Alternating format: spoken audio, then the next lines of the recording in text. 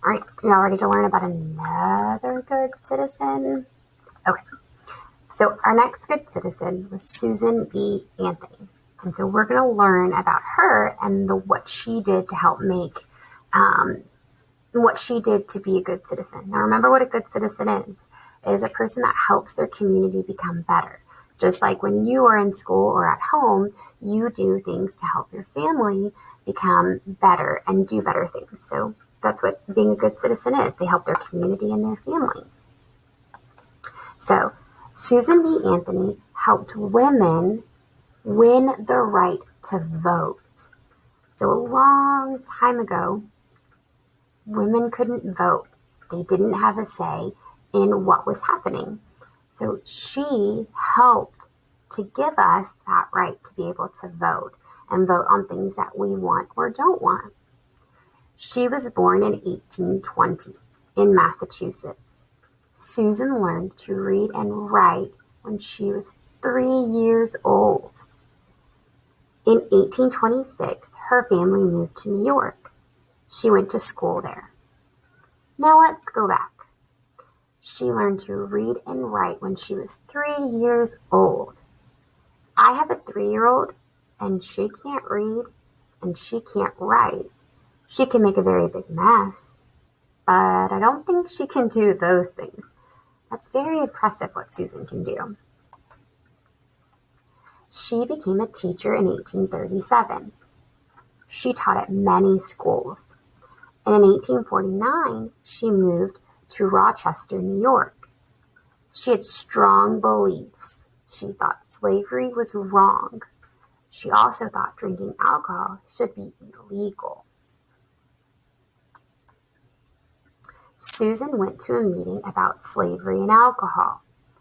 So slavery is when they weren't treating people correctly and they were making people do these horrible things, and she just didn't believe that that was right. So she was going to do what she could to make slavery illegal. But when she went to the meeting, the men wouldn't let her speak because she was a woman. In the 1800s, women couldn't own land or vote. Susan began to work for these rights for women.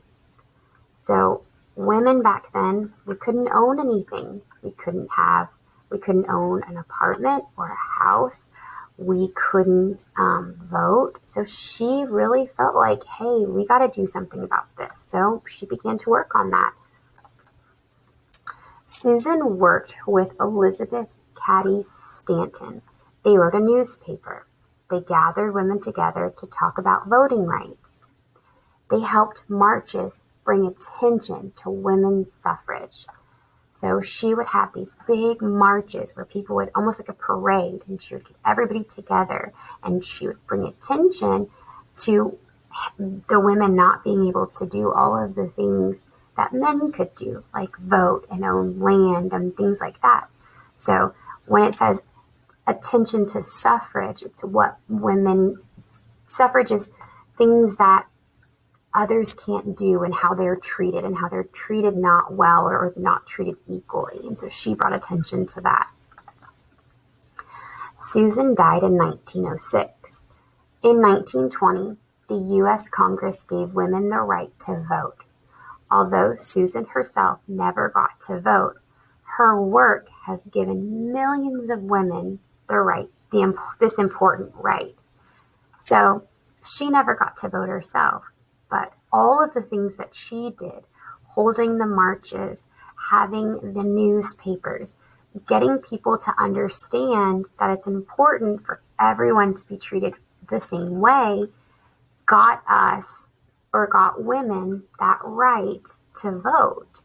And so that's a pretty big deal.